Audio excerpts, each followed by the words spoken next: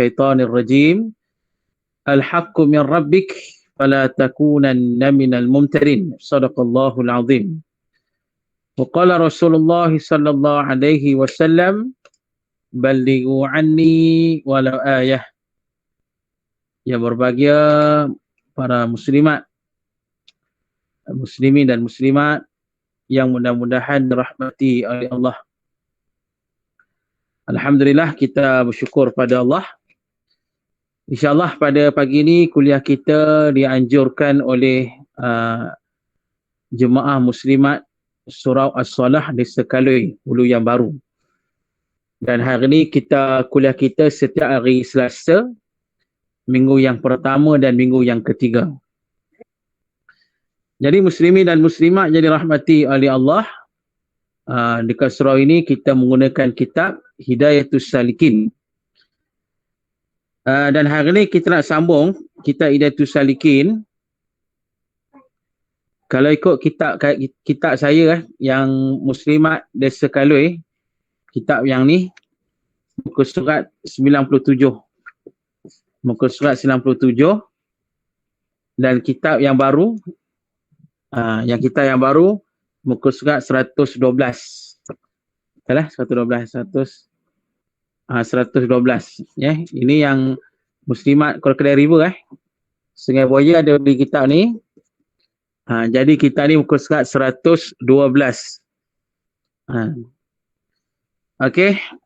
Jadi insya-Allah muslimin dan muslimat jadi rahmati oleh Allah. Hari ni kita nak sambung pada bab faslun fi adabis salah. Faslun fi adabis salah. Ini satu fasal pada menyatakan adab sembahyang. Kita sambung pada muka surat 97 bagi kitab cetakan di Muslimat Desa Kalui As-Salah dan muka surat 112 cetakan terbaru Muslimat Sungai Buaya. Okey, jadi insya-Allah katanya setelah itu baca olehmu. Ini setelah kita dah takbiratul ihram dan telah meletakkan tangan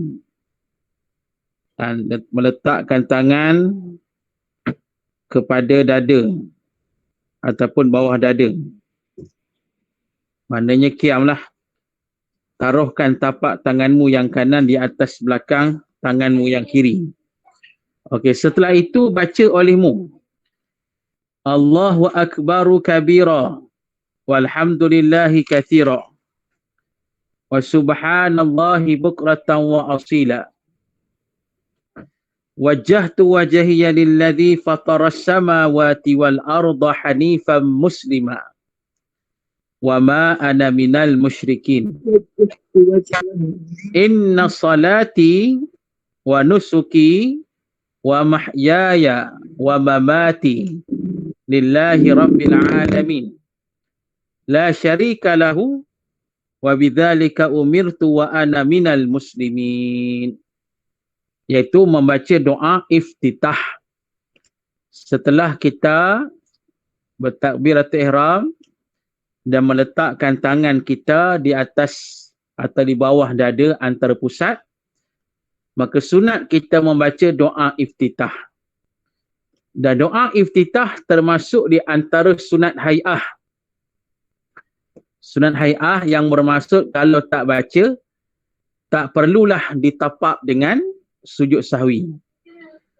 Jadi muslimin dan muslimat jadi rahmati oleh Allah. Walaupun begitu, doa iftitah ni salah satu daripada bacaan yang diiktiraf oleh Nabi SAW. Yang bermaksud sunnah Rasul SAW. Menghinggakan kata Abdullah bin Umar radhiyallahu anhuma, dia menerangkan pada kita, dia kata setelah Nabi SAW menyatakan pada aku doa iftitah ni, bila baca, pintu-pintu langit akan terbuka. Nabi kata begitu. Maka kata Abdullah bin Umar, bila aku dengar Nabi kata macam tu, semenjak dari itu sampai sekarang, aku tidak pernah meninggal bacaan doa iftitah itu. Tu. Sebab Nabi kata bila kita baca doa iftitah, langit-langit terbuka. Bahkan muslimin dan muslimat yang dirahmati oleh Allah, dalam hadis sahih Muslim yang menerangkan bila saja berjemaah, salat berjemaah dengan Nabi SAW, bila saja dah start solat, dah takbiratul ihram, tiba-tiba ada sahabat Nabi di belakang jadi makmum, dia baca doa iftitah dengan suara yang agak kuat. Maka didengarilah oleh Nabi SAW yang jadi imam, dan para sahabat yang lain pun pakai dengarlah dibaca ni. Maka habis solat Nabi tanya, siapa yang baca tadi tu?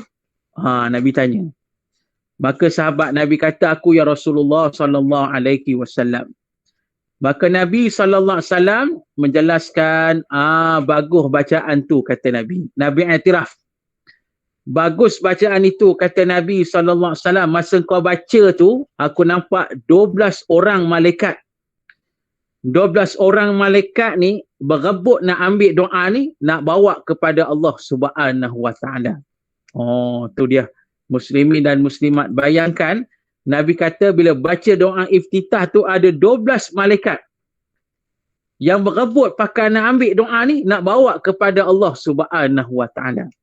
Jadi maknanya muslimin dan muslimat, walaupun doa iftitah itu sunat hai'ah saja, sunat saja, tidaklah wajib, tak menjejaskan solat kalau tak baca dan sebagainya.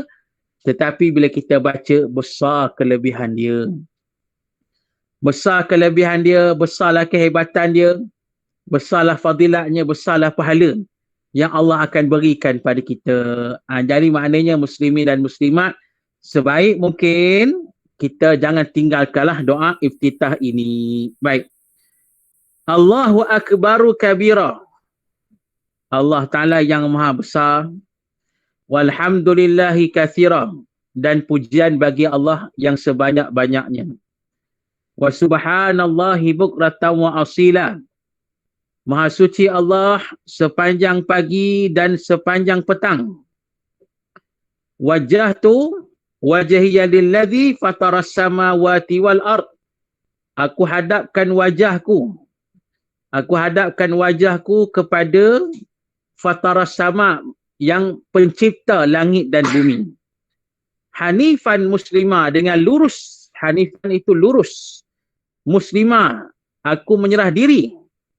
Wa ma ana minal musyrikin, dan aku bukanlah dari kalangan orang-orang yang musyrik.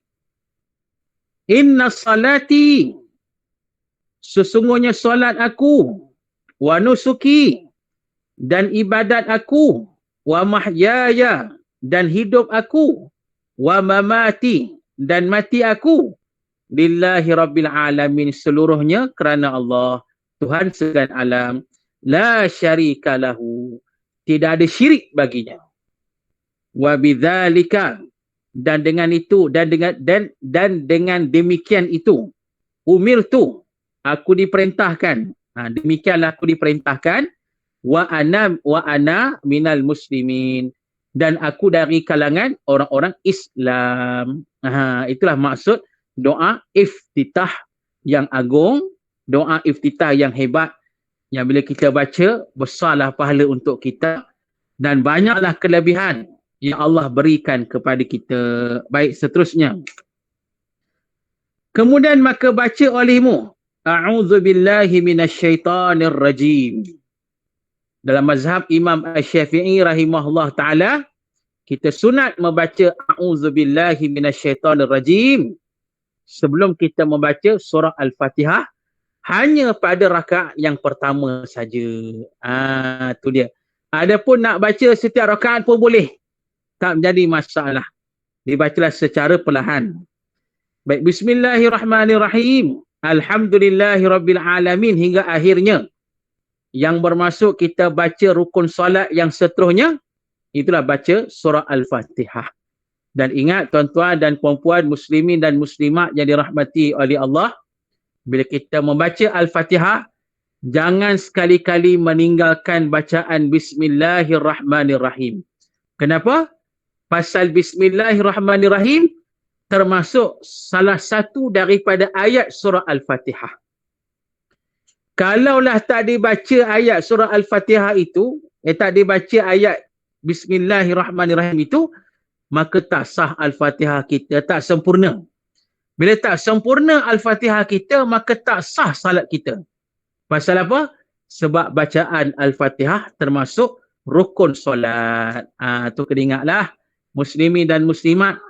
Dan bila kita faham ia sebagai rukun solat, maknanya muslimin dan muslimat kena baca elok-elok lah. Kena baca betul-betul lah. Baca dengan tajwid yang tepat, dengan bacaan yang betul. Tidak lari makhrajnya, tak lari bacaan tajwidnya, tak lari.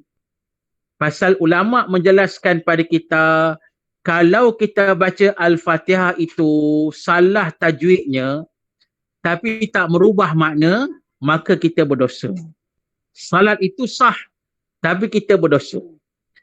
Tetapi ulama' jelaskan, kalau sekiranya kita baca Al-Fatihah salah tajwid berubah makna, maka pada masa itu kita berdosa dan terbatallah salat kita. Jadi maknanya muslimin dan muslimat, macam mana sekalipun, yang mana salat bacaan Al-Fatihah kenalah dijaga dengan bersungguh-sungguh. Jangan silap bacalah, maknanya jangan kita baca gitu aja. Sebab itu muslimin dan muslimat ada, sampai sekarang ada ustaz-ustaz yang buat khusus bacaan Al-Fatihah. Yang latest ni dekat Luyam, dekat Sepuluh Selangor ni, ustaz ni nak buat Al-Fadhil Ustaz Syazam. Ustaz Syazam Al-Hafiz, dia akan buat bengkel bacaan surah Al-Fatihah. Rasa tak lepas lagi kot. Amin tahu tak apa game tu? Tak tahu nanti kalau ada saya beritahu balik. Saya akan masuk dalam grup lah. Yang mana Ustaz Syazam dia akan buat bengkel bacaan surah Al-Fatihah. Tahu Ustaz, tahu. Tahu dia bila program tu Kak? Ada. Tahu adalah program tu. InsyaAllah. Jadi muslimin dan muslimat, maknanya itu salah satu contoh lah. Mana nak kena bacaan tu kena tepat. Sebab kalau takut salah tadi, kita sebut tadi sebab Al-Fatihah ni rukun solat. Rukun solat. Kalau salah baca berubah makna, boleh jejah solat kita. Kalau salah baca tak berubah makna, tetap tak boleh, pasal berdosa. Jadi pasal itulah kita ni perelokkan bacaan surah Al-Fatihah kita. Bacalah dengan tepat, dengan jelas, dengan betul. Baik, katanya. Dan hendaklah engkau nyaringkan bacaan jika engkau sembahyang seorang diri atau imam pada 2 rakaat fardu subuh dan 2 rakaat yang pertama fardu maghrib dan 2 rakaat yang pertama pada fardu isyak. Melainkan jikalau ada engkau makmum, maka itu sunat diperlahan-lahankan sekira-kira didengar oleh telinga dirimu, dan sunat engkau jaharkan amin serta imam. Baik. Jadi muslimin dan muslimat ni pasal nyaring. Sebab kita kena ingat muslimin dan muslimat yang dirahmati oleh Allah, dalam solat fardu ni dia ada solat yang jahar, ada solat yang israr. Jahar itu yang dinyaringkan, israr yang diperlahankan. Jadi muslimin dan muslimat, kalau kita tengok dalam kitab Hasyiah Hasyiah Al-Baijuri, sebab kitab bab solat ni, dia menjelaskan tentang sejarah ni, sejarah kenapa bacaan solat subuh tu kuat, kenapa solat maghrib tu kuat, isyak tu kuat, zuhur perlahan, asar perlahan. Ni yang berlaku di zaman Nabi, ada sebab lah. Sebab kalau ikut sejarah tu, sebab apa subuh dibaca kuat? Sebab subuh tu masa tu orang kafir tengah tidur. Orang kafir dia tidur ni, dia tidur sungguh lah. Dia tidur sungguh tu menyebabkan orang Islam boleh baca Quran, bacaan subuh tu kuat. Maka mereka tak kacau. Tu dia. Mana zaman tu nak cerita lah muslimin dan muslimat, orang kafir zaman tu pantang dengar. Kalau mereka dengar je Nabi baca kuat, sahabat baca kuat, mereka akan kacau. Mereka akan hina Quran, mereka akan hina Nabi, macam-macam. Jadi pasal itu, masa subuh Nabi baca kuat, pasal orang kafir tengah tidur. Waktu maghrib lah, Nabi baca kuat, pasal apa? Pasal pada masa itu, orang kafir tengah leka makan. Waktu maghrib tu, dia orang tengah seronok makan, dok syok makan, jadi maknanya, makan punya hal lantak pi yang lain. Begitulah maksudnya. Dia punya syok makan tu. Dia punya syok makan tu sampai orang kafir dia tak ambil pok dah. Nabi baca apa pun tak kisah dah. Jadi pasal itu Nabi SAW, umat Islam pada masa itu ni cerita di Mekah. Nabi baca Quran waktu maghrib dengan kuat. Dengan jahar. Waktu isyak pula kuat pasal apa? Sebab orang kafir dah tidur. Mereka tidur awal. Jadi mereka tak kacau lah. Mereka tak kacau, maka Nabi baca kuat pada waktu isyak. Adapun Zuhur dan Asar, kenapa dibaca perlahan? Sebab pada masa itulah mereka aktif mengacau, mengganggu orang Islam. Pada waktu itu. Kalau Nabi baca kuat waktu Zuhur, Nabi baca kuat pada waktu Asar, akan menyebabkan orang kafir itu akan mengganggu solat Nabi, solat orang Islam. Mereka akan ganggu, akan hina Al-Quran, mereka akan hina Allah, mereka akan hina Nabi dan macam-macam lah. Itu jahat mereka pada masa itu. Dari pasal itu Nabi SAW membaca Zuhur dan Asar dengan perlahan-lahan, dengan israr, perlahan. Jadi kira cerita tu dah habis lah. Tapi hukum dikekalkan. Maknanya cara bacaan tu dikekalkan. Walaupun dah habis. Walaupun Islam tu dah hebat, dah kira habis lah. Masalah gangguan tu dah habis. Jadi walaupun dah habis perkara tersebut, tapi hukum dikekalkan. Dan bila saja muslimin dan muslimat Nabi hijrah ke Madinah, maka difardukan solat Jumaat. Solat Jumaat pada masa itu baca kuat lah, pasal dah dekat Madinah. Orang kafir tak kacau dah. Tu solat raya-raya pun sama. Orang kafir tak kacau dah. Itu cerita di Madinah. Jadi muslimin dan muslimat jadi rahmati oleh Allah, tu ceritalah pasal kenapa kita baca perlahan Zuhur, Asar, kenapa kita baca kuat subuh, maghrib dan isyak. Jadi muslimin dan muslimat yang dirahmati oleh Allah, yang mana disebut tadi dia kata apa tadi? Hendaklah engkau nyaringkan bacaan jika engkau sembahyang seorang diri atau imam. Baik, disebut sini baca sama ada engkau dalam keadaan bersendirian pada waktu subuh, pada waktu maghrib dan pada waktu isyak. Tu. Maknanya sunat juga baca dengan suara yang jahar walaupun kita berseorangan. Dan ini pandangan daripada mazhab Imam Asy-Syafi'i yang diterangkan oleh Imam An-Nawawi rahimahullahu ta'ala. Mana semayang subuh, semayang maghrib, semayang isyak, walaupun kita seorang semayang, sunat kita nyaringkan suara kita. Sunat kita kuatkan suara kita, jaharkan. Sunat Kalau kita solat berjemaah, imam kena kuat. Kita makmum tak boleh baca kuat macam tu imam, tak boleh. Kita hanya sekadar baca perlahan, sekadar didengari oleh telinga kita saja kalau kita makmum.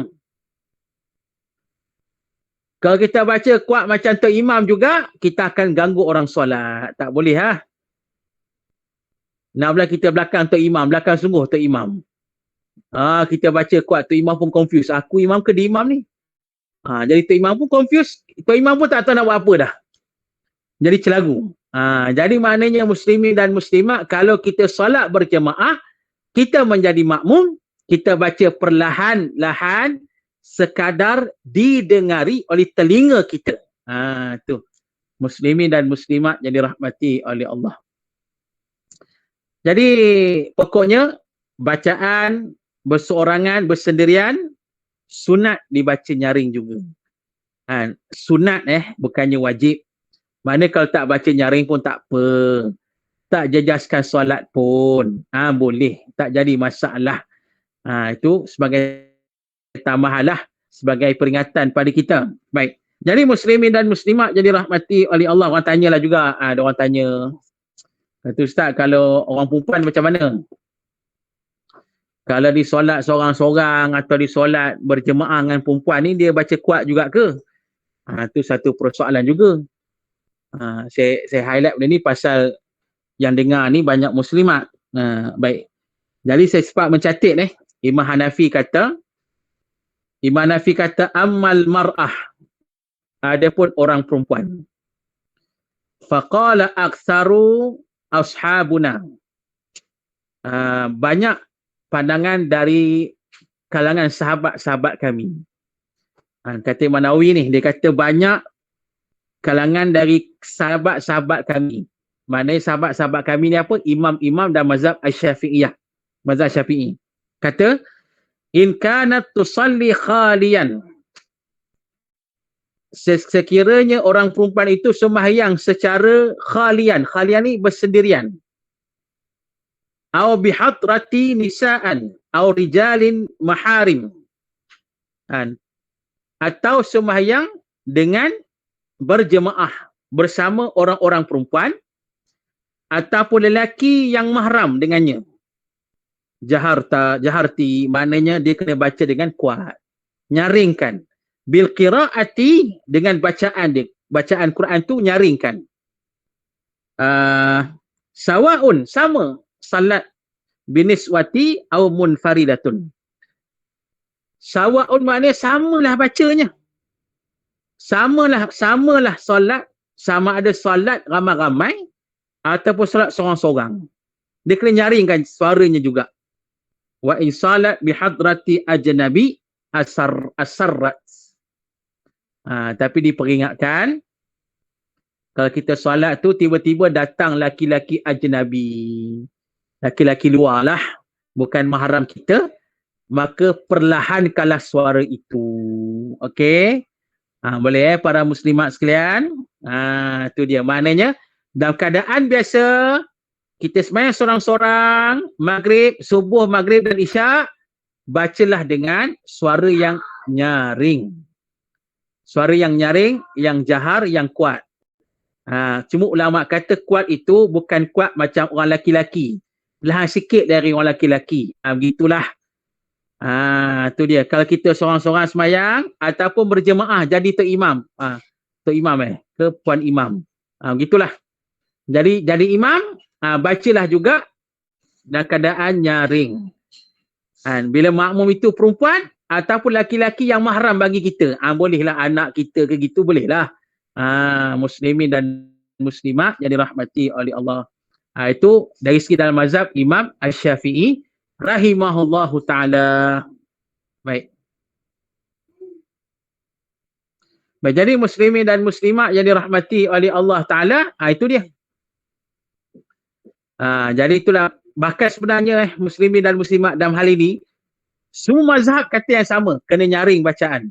Sunat nyaring bacaan. Baik laki-laki, baik perempuan. Sunat nyaring bacaan ketika salat subuh, maghrib dan isyak, ketika bersendirian. Ini dalam mazhab Imam Asy-Syafi'i. Dan mazhab lain, semua kata yang sama, kecuali mazhab Hanafi. Mazhab Hanafi tak? Mazhab Hanafi dia kena senyap sesepi-sepinya. Itu dia mazhab Hanafi. Mungkin dia baca dalam hati lah kot. Tu. Muslimin dan muslimat. Masa sahabat-sahabat saya pergi ke Nepal untuk misi korban kan di sana beberapa tahun lepas. Jadi kata mereka mazhab di Nepal ni, orang Islam di Nepal dia ikut mazhab Hanafi.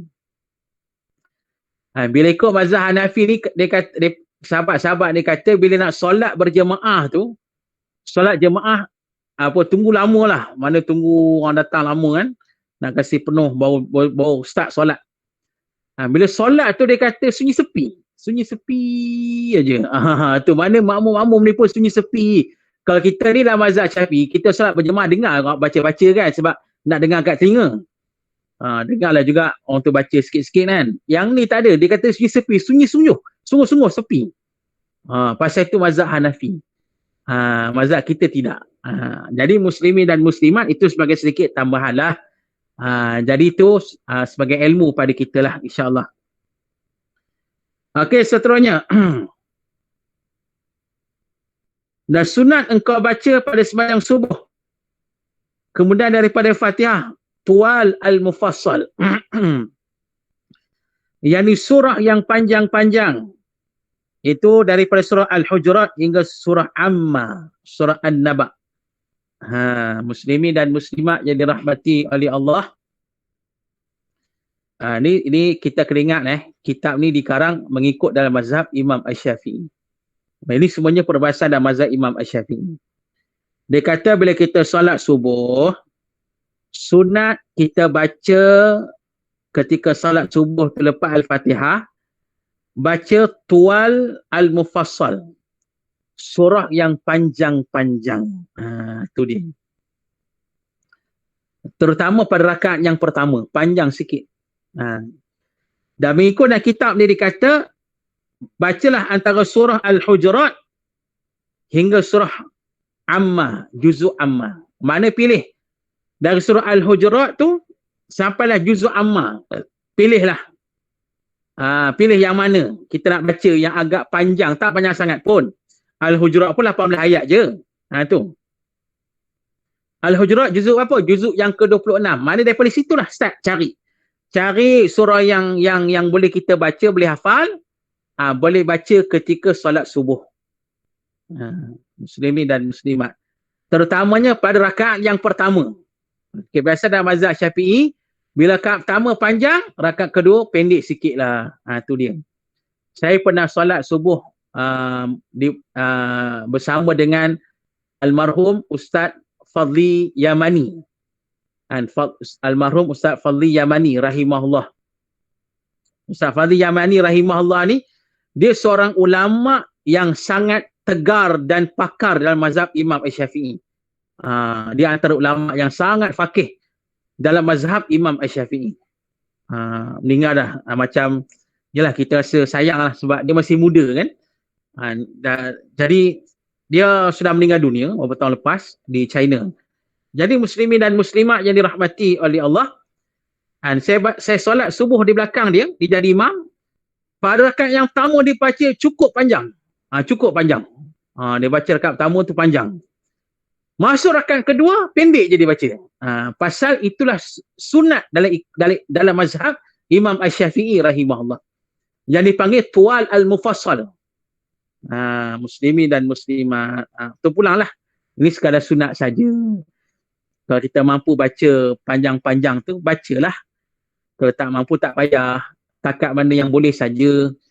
Lebih lagi kalau kita solat berjemaah ni, muslimin dan muslimat, kita tengoklah. Tengok kondisi makmum kita macam mana kalau kita tu imam. Takutlah kita takut apa makmum kita dia yang tak sihat. Nak pula waktu subuh nak pergi kerja cepat kan. Kan dia macam tu. Jadi kita janganlah bantai baca panjang-panjang. Susahlah. Nak baca panjang-panjang, satu ahad tak apalah kot. InsyaAllah. Mungkin pada masa itu jemaah kita tak kerja. Baca panjang sikit pun tak apa. Kena faham keadaan itu. Baik, muslimin dan muslimat. Baik. Dan pada sembahyang zuhur dan asar dan isyak, surah yang pertengahan seperti wassama idzatil buruj dan barang yang hampir sepertinya. Bacalah. Ini surah yang pertengahan. Baca pada waktu zuhur dan asar dan isyak. Dan pada sembahyang maghrib, surah yang pendek. Seperti wal adiyati dhabha. Dan kul huwallahu ahad dan kul ya ayyuhal kafirun. Itu surah pendek. Maghrib pendek-pendek je. Pasal apa? Sebab maghrib waktunya pendek saja. Baik.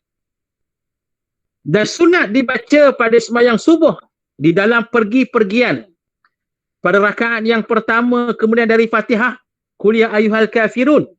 Dan rakaat yang kedua kemudian daripada Fatihah, kul huwallahu ahad. Ni kena faham Dia kata sembahyang subuh ni pula pada pergi-pergian dalam keadaan musafir. Dalam keadaan musafir. Solat subuh dalam keadaan musafir dia kata, maka rakaat pertama baca kul ya ayyuhal kafirun, rakaat kedua baca kul huwallahu ahad. Itu sunat dalam keadaan musafir ataupun kadang kita nak cepat. Mana kita ringkaskanlah. Kalau kita tak musafir, tak ada nak cepat-cepat, boleh baca yang pertama tadi, yang panjang-panjang tadi, sunat. Tapi dalam keadaan kita bermusafir, kita bacalah dalam keadaan yang bacaan yang ringkas, antaranya qul ya ayyuhal kafirun rakaat pertama, rakaat kedua qul huwallahu ahad. Itu kena fahamlah muslimin dan muslimat. Ni lebih lagi kalau kita solat subuh di RNR. Semua yang sembahyang subuh dekat situ, semua sedang bermusafir. Bila jadi imam, kena faham keadaan itu. Jangan bila kita jadi imam, tengah RNR, kita pergi bantai surah panjang-panjang sembahyang subuh. Orang pada masa itu tengah musafir, masing-masing nak cepat. Memang pada masa itu orang tak khusyuk dah. Dia kata dia tak guna untuk imam, habis dibaca panjang macam ni. Tu dia. Nak pula hari Jumaat. Betul lah hari Jumaat tu sunat baca surah sajadah. Okey, rakaat pertama Al-Insan, rakaat kedua cantik lah. Tapi dalam musafir tak payah baca lah. Mentang-mentang hari tu hari Jumaat, kita pun bacalah rakaat pertama surah sajadah, lepas tu yang rakaat kedua Al-Insan, penuh habis satu surah. Memang makmum ni kira tak khusyuk lah. Setelah habis solat belasah meramai tu imam tu.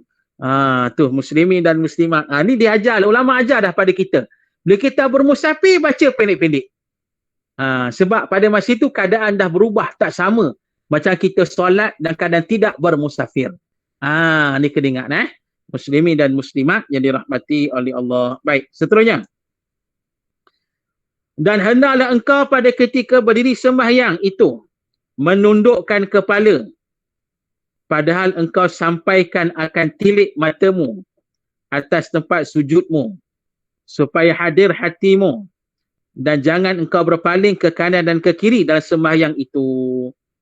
Dia kata bila kita solat, tunduk kepala tunduk kepala, tengok pada tempat sujud supaya menghadirkan hati. Dan kita kena ingat dalam mazhab Imam Asy-Syafi'i rahimahullah, kalau kita solat dalam keadaan kita mendongak ke atas, hukumnya makruh. Tidaklah batal solat, tapi dia makruh, tak elok buat, tak baik. Terjejaslah kesempurnaan solat kita. Jadi yang patut kita buat bila kita solat ni, berdiri lepas takbir, lepas baca Al-Fatihah ni, kita tunduk ke bawah, tengok tempat sujud kita. Dia kata tadi tujuannya nak menghadirkan hati kita. Itu kan kita sebut yang lepas, muslimin dan muslimat. Ingat balik, saya sebut dah lepas, yang kuliah lepas, kita nak khusyuk solat. Ulama kata khusyuk solat ni ada 6 cara kan, 6 cara. Yang pertama sekali tu ulama kata apa? Hudurul qalbi, menghadirkan hati. Tu. Ingat tak saya sebut benda tu? Siapa ingat boleh cerita sikit? Siapa nak volunteer? Saya dah urai yang lepas. 6 kaedah nak khusyuk solat. Yang pertama sekali, hudurul qalbi, menghadirkan hati. Tu dia. Ingat tak? Siapa boleh? Siapa yang berani? Kalau kita mengaji pondok macam tu, tok-tok guru kita. Ustaz, saya cuba. Sila Kak, sila. Tafadhali. Yang kedua, mengagungkan Allah Subhanahu Wa Taala. Betul . Yang ketiga, faham. Al-tafahum. Tafahum. Yang keempat, haibah, kehebatan Allah Subhanahu Wa Taala. Yang kelima, al-haya, malu. Dan yang keenam, al-rajah, mengharapkan. Al-raja. Mengharap. Mengharap. Okey. Terima kasih Kak Liza. Jazakillah. Jadi itu 6 yang disebut tadi. Khusyuk solat. Yang pertama, hudurul qalbi, menghadirkan hati. Yang kedua, at-ta'zim, mengagungkan Allah. Yang ketiga, tafahum, faham. Yang keempat, haibah, rasa kehebatan Allah. Yang kelima, al-haya, malu pada Allah. Dan yang keenam, ar-raja, harap kita mengharap supaya Allah terima ibadat solat kita. Itulah kaedah khusyuk kata ulama ketika solat. Yang pertama tadi, hudurul qalbi, menghadirkan hati. Yang dimasukkan menghadirkan hati, kita baca kitab Sirus Salikin, kita baca kitab Ihya Ulumuddin, kita baca kitab Tazkiyatun Nufus, kita baca kitab apa lagi? Banyak dihurai pada kita. Yang dimasukkan menghadirkan hati ialah ikhlas. Ikhlas. Itu menghadirkan hati. Fokus itu. Mana kita ikhlas kerana Allah Ta'ala. Fokus hanya pada Allah Ta'ala. Itu dia muslimin dan muslimat yang dirahmati oleh Allah. Jadi antara kaedah nak hadirkan hati, nak fokus itu, ulama ajar kita masa semayang tu, tunduklah ke bawah, tengok pada tempat sujud kita, itu membantu kita untuk menghadirkan hati. Jangan tengok kiri kanan, jangan. Solat tengok kanan. Tengok depan, tengok kiri kan. Memang tak khusyuk lah, confirm tak khusyuk. Dah tengok sana sini, tengok orang lalu, siapa berapa orang lalu kan. Ni karut lah ni. Tu dia. Kadang-kadang tengok solat, tengok TV kan. Tu berat juga tu. Baik, setelah itu, maka engkau rukuk serta mengucap takbir. Dan lanjutkan olehmu akan takbir itu hingga sempurna rukuk. Kita rukuk, Allahu Akbar, rukuk, maknanya serentak Allahu Akbar, bar itu sudah sampai, dah sempurna rukuk. Itu maksudnya. Dan angkat kedua tanganmu seperti yang ada takbiratul ihram dahulu itu. Maknanya nak rukuk tu angkat tanganlah. Intiqalat. Baik, kemudian maka kau taruhkan kedua tanganmu, tapak tanganmu itu atas kedua lututmu. Dan engkau dirikan kedua betismu itu sekira-kira sama rata belakangmu dan lehermu dan kepala seperti papan. Maknanya letak tangan tapak tangan kita dekat dua lutut, kepala lutut kita, dan kemudiannya betis kita, belakang kita luruskan selari. Macam papan dia kata. Belakang tu boleh meletak papan. Itu sujud rukuk yang sempurna. Bagi yang berkemampuan kena buat macam itulah.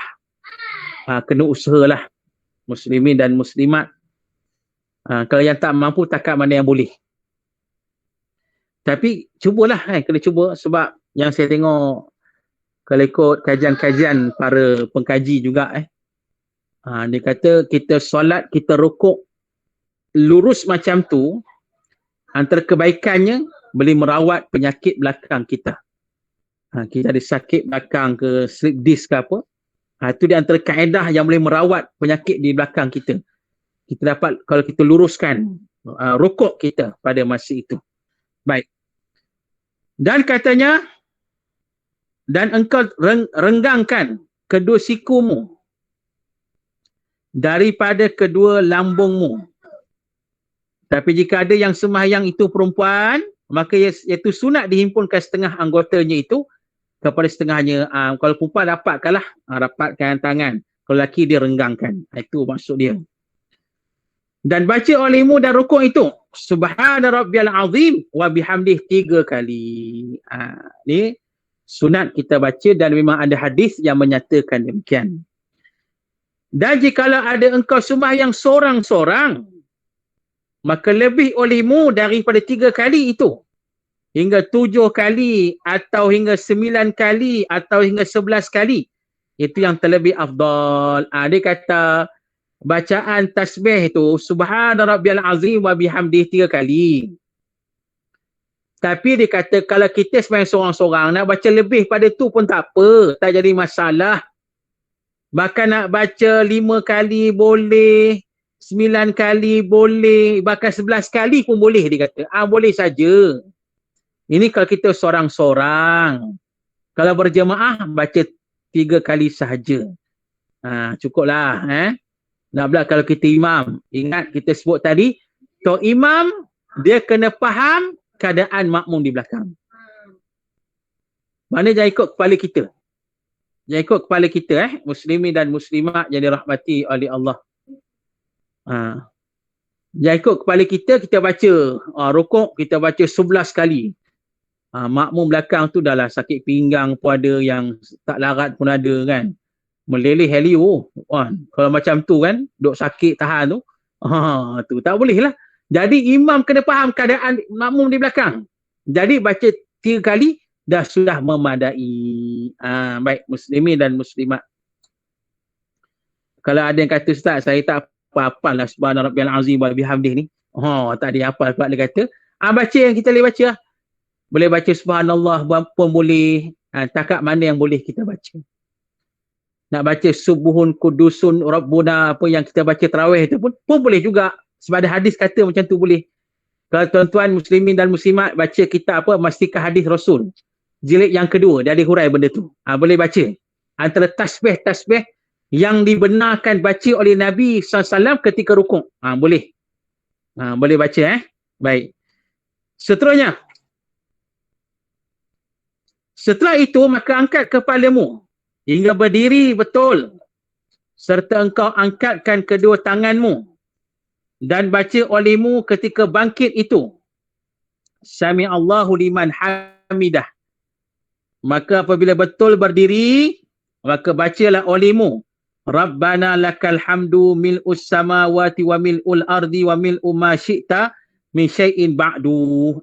Itu yang panjang lah. Boleh baca yang ringkas. Rabbana lakal hamdu pun sudah memadai. Baik.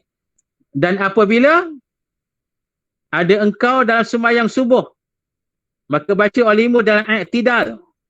Rakaat yang kedua itu kunut. Ini salat subuh. Sunat kita baca doa kunut dalam mazhab Imam Asy-Syafi'i rahimahullah. Iaitu Allahumma hdini fi man hadait. Wa afini fi man afait. Wa tawallani fi man tawallait. Wa barik li fi ma a'tait. Wa qini syarra ma qadait. Fa innaka taqdi wa la yuqda 'alaik. Wa innahu la yadhillu man walait. Wa la ya'izzu man 'adait. Tabarakta rabbana wa ta'alait. Falakal hamdu 'ala ma qadait. Astaghfiruka wa atubu ilaik. Wa sallallahu ala sayyidina Muhammadin nabiyil ummi wa ala alihi wa sahbihi wa sallam. Baik, kita tengok masuk dia. Kita bagi masuk sini, saya terjemahkanlah. Dekat mana yang boleh. Allahumma hdini fi man hadait. Ya Allah, berikanlah hidayah padaku seperti mana yang telah engkau hidayahkan. Itu maksud dia. Ni kita baca ni setiap hari ni. Kadang-kadang baca tak faham maksud. Kali ni kena faham Baru kita rasa betapa besarnya doa kunut itu sebenarnya. Yang pertama, Allahumma hdini fi man hadait. Ya Allah, berikanlah hidayah pada aku seperti mana yang telah engkau hidayahkan pada orang lain. Wa afini fi man afait. Ya Allah, berikanlah kesihatan padaku. Kesihatan, afiat seperti mana yang Allah dah berikan pada orang lain. Wa tawallani fi man tawallait. Ya Allah, peliharalah aku. Peliharalah aku ya Allah seperti mana Allah pelihara yang lain. Wa barik li fi ma a'tait. Ya Allah, berkatilah pada aku segala yang kau berikan padaku. A'tait ini, a'taita ni maknanya yang engkau berikan. Segala yang Allah berikan ni kita minta Allah berkat. Rezeki, nikmat, kehidupan kita, keluarga kita, segalalah Allah bagi berkat. Itu ada berkat dalamnya. Wa qini syarra ma qadait. Dan ya Allah, lindunglah aku, jauhkanlah aku dari keburukan yang telah engkau tentukan. Apa-apa yang kau tentukan. Ni yang disebut pasal takdir lah. Takdir, kita minta takdir ni yang ditetap, yang pada kita kalau ada yang buruk, minta jauh lah. Selamat. Tu kata doa boleh merubah takdir tu. Muslimin dah sunat sikit pasal takdir. Takdir. Takdir ni ada dua jenis. Dua jenis kena ingat Dua jenis. Yang pertama takdir mubram. Takdir mubram. Yang kedua takdir muallaq. Yang kedua takdir muallaq. Yang pertama takdir mubram, yang kedua takdir muallaq. Takdir mubram, takdir yang tak diubah dah. Itu mandatory. Muktamad for good. Memang langsung tak diubah dah. Macam Allah kata pasal mati kan dalam Quran. Allah kata apa? Apa ayat tu? Yang kata Allah la yastaqdimu la yastakhir, yang Allah kata bila dah tetap mati kat orang tu, takkan cepat sesaat, takkan lambat sesaat. Tu. Itu takdir yang mubram. Yang tu dah confirm, dah pasti, tak akan berubah dah. Berdoa macam mana pun dah tak boleh dah. Tu. Muslimin dan muslimat. Tu dia. Jadi yang tu memang dah tak boleh apa lah, confirm. Yang kedua takdir muallaq. Yang ni boleh berubah dengan doa-doa tadi. Tu. Jadi macam kita doa tadi lah. Yang kita minta panjang umur. Mungkin dalam soal umur kita ni Allah masukkan takdir muallaq lah. Maknanya yalah, boleh ubah lah bila kita berdoa minta panjang umur. Macam panjang umur lah. Begitu. Pokoknya semuanya dengan izin Allah. Muslimin dan muslimat. Kalau Allah tak izin, tak ada juga. Kita kata mubram tadi. Kalau Allah kata dah tetap mati kau waktu itu, tak boleh apa dah. Memang tetap gitulah. Muslimin dan muslimat. Ni. Jadi kalau Allah kata begitulah. Tapi nak kata, kita kena berdoa lah. Sebab kita tak tahu yang mana takdir mubram kita, takdir muallaq kita tak tahu. Jadi sebagai hamba Allah, kita boleh terus mengharap, terus berdoa lah pada Allah. Minta Allah berikan kebaikan, sebagainya lah. Tu baik. Itu cerita pasal takdir sikit. Baik, cerita takdir ni panjang panjang sebenarnya. Kalau kita bahas pasal takdir berkait perbahasan tasawuf, perbahasan qada dan qadar, panjang cerita tu. Baik, seterusnya. Fa innaka taqdi wa la yuqda alaik. Maka engkaulah yang menghukum. Wala yuqda alaik, dan bukan engkau yang kena hukum. Allah yang menghukum. Wa innahu la yadhillu man walaik. Dan sesungguhnya tidak hina orang yang Allah pimpin, yang Allah pelihara. Orang yang Allah pelihara, yang Allah pimpin, tak akan hina. Itu kita nak pimpinan daripada Allah, kesejahteraan, keselamatan dari Allah, peliharaan daripada Allah. Pasal bila kita dapat macam tu, kita takkan hina. Wala ya'izzu man 'adai, dan tidak akan mulia orang yang dimusuhi oleh Allah. Orang yang bermusuh dengan Allah ni hebat tak mana kat dunia pun, dia tak akan mulia, dia akan terus hina. Tu. Tabarakta Rabbana wa ta'alai. Maha suci engkau ya Allah, Tuhan kami, wa ta'alai, dan maha tinggi. Falakal hamdu ala ma qadai. Maka segala puji ke atas apa yang engkau hukumkan, yang kau tentukan. Astaghfiruka wa atubu ilaik. Kami beristighfar padamu, minta ampun padamu ya Allah, dan kami bertaubat padamu ya Allah. Wa sallallahu ala sayyidina Muhammadin nabiyil ummi wa ala alihi wa sahbihi wasallam. Ni selawat lah. Jadi muslimin dan muslimat jadi rahmati oleh Allah. Dalam keadaan kita baca doa qunut ni, boleh kita tambah lagi Nak tambah dengan doa qunut nazilah pun boleh. Dalam keadaan kita sedang mendapat ujian berat ni, pandemik COVID ni kan. Jadi muslimin dan muslimat boleh bacalah. Nak baca doa qunut nazilah, Allahumma inna naj'aluka fi nuhuri a'daina ila akhir pun boleh. Ataupun nak baca yang doa kita baca tu, Allahumma inna na'udzubika min zawali ni'matik wa tahawuli afiatik wa fujaati niqmatik wa jami'i sakhatik. Allahumma inna na'udzubika minal barasi wal junun wal judha wa min sayyi'il asqam. Allahumma inna na'udzubika min jahdil bala wa darki syaqa wa su'il qada wa syamatatil a'da.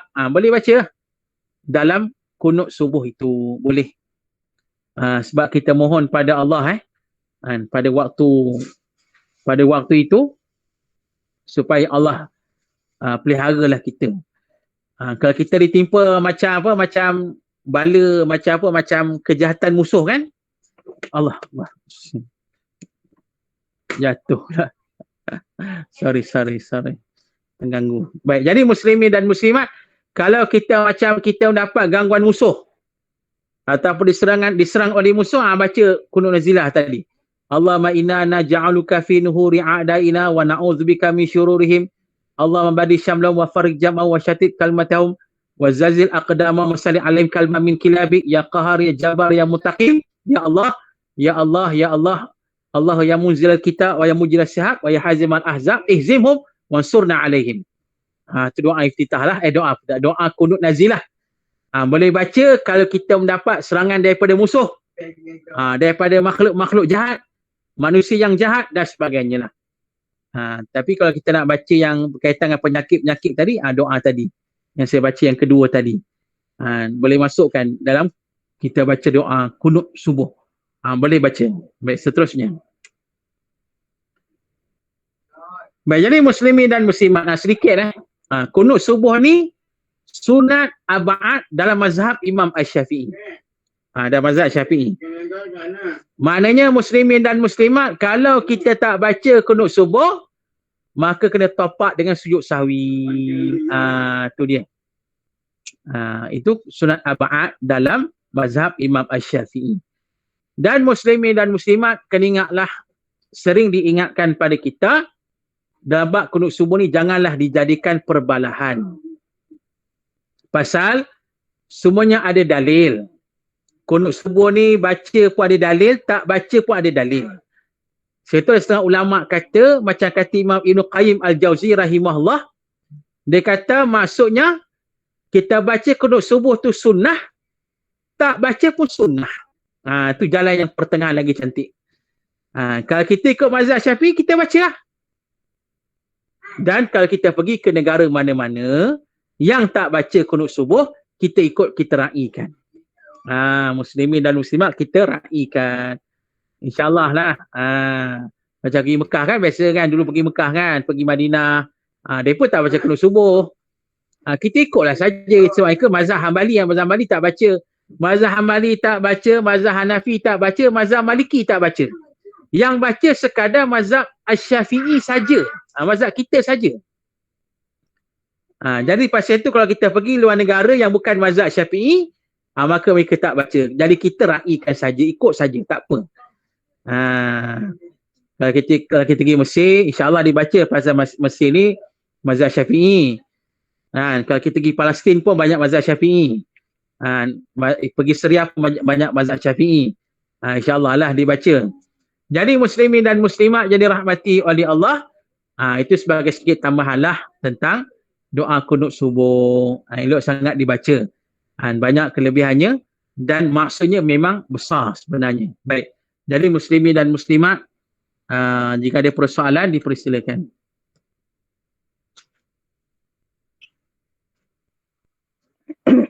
Assalamualaikum Ustaz. Waalaikumsalam warahmatullahi. Ya. Nak bertanya, ada dua persoalan. Baik, yang pertamanya ialah berkenaan dengan hadir hati.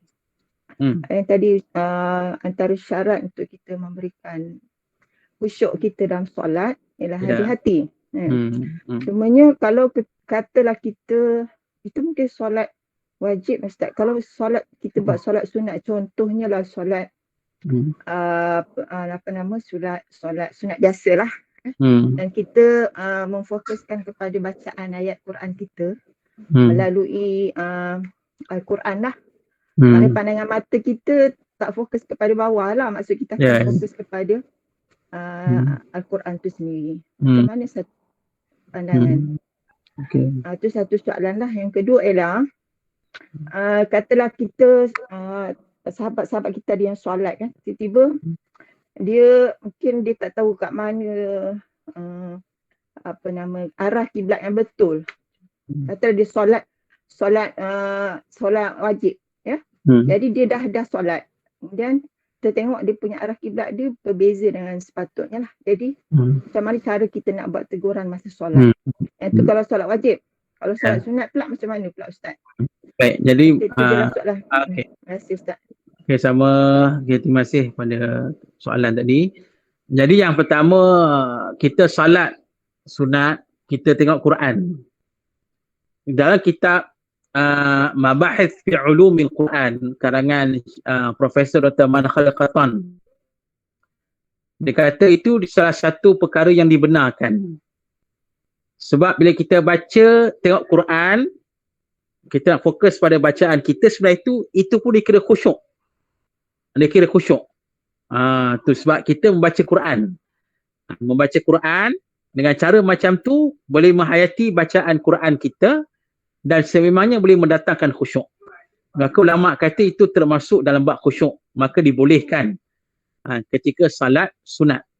Cuma yang khilaf ulama ni dalam salat wajib. Ada kata tak boleh, ada kata boleh, itu khilaf ulama lah. Tapi nak kata dalam bab sunat tak jadi masalah. Itu yang pertama.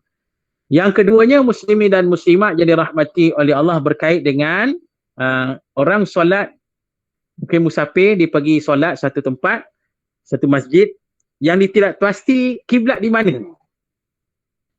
Mungkin masjid tu dia punya rupanya sama je kan. Belah tok imam pun rupa sama, jadi tak tahu mana kiblat. Jadi bila berlaku demikian, kita yang datang tengok dia semayang, kita dapati orang tu semayang kiblat tak betul. Nak buat macam mana? Keadaannya senang saja. Kita akan alihkan. Kita bukan alih kiblat tu, kita alih orang tu.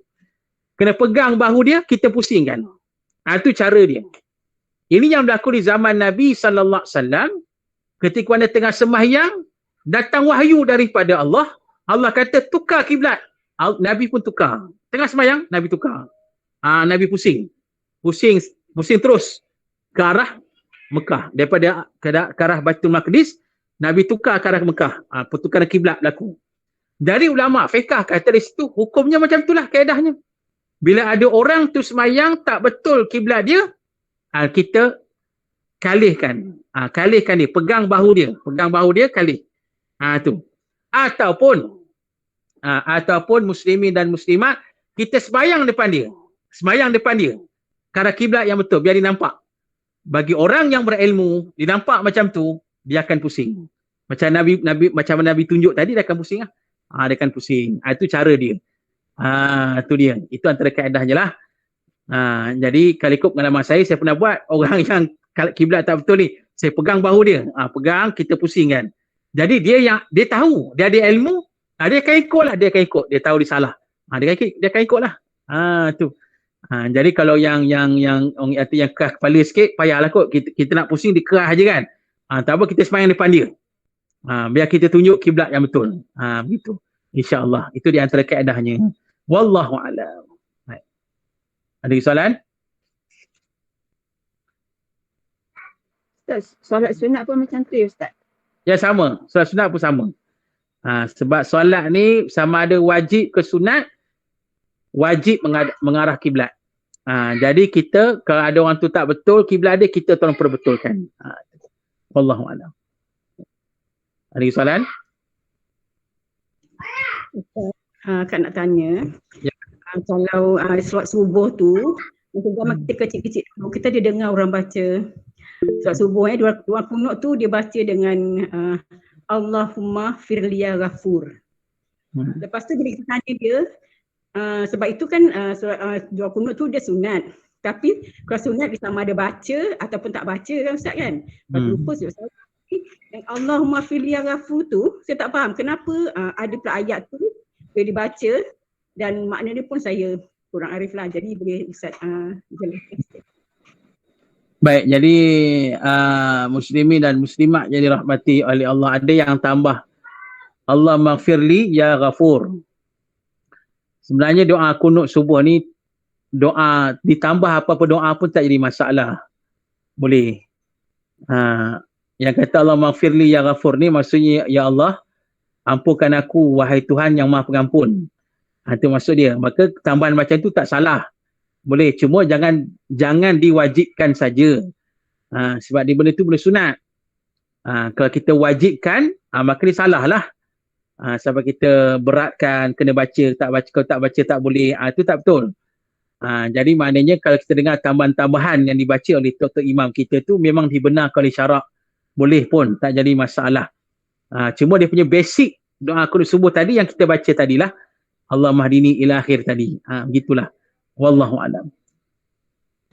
Terima kasih Ustaz. Okay, sama. Ada soalan?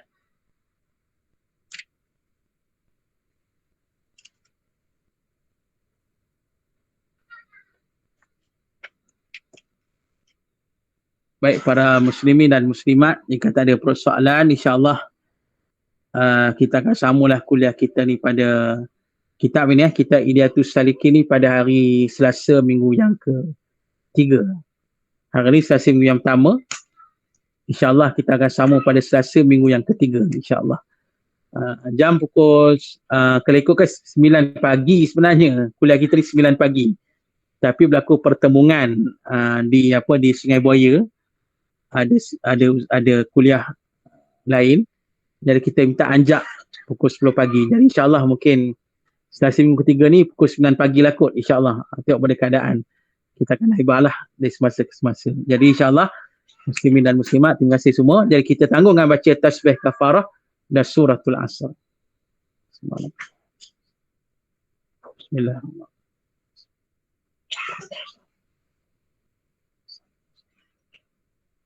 A'udzu billahi minasyaitonir rajim. Bismillahirrahmanirrahim. Alhamdulillahi rabbil alamin wassalatu wassalamu ala asyrafil anbiya'i wal mursalin wa ala alihi washabihi ajma'in. Radina billahi rabba wa bil islami dina wa bi Muhammadin nabiyyan wa rasula. Allahumma aghnina bil ilmi wa zayyinna bil hilmi wa akrimna bit taqwa wa jammilna bil afiyah.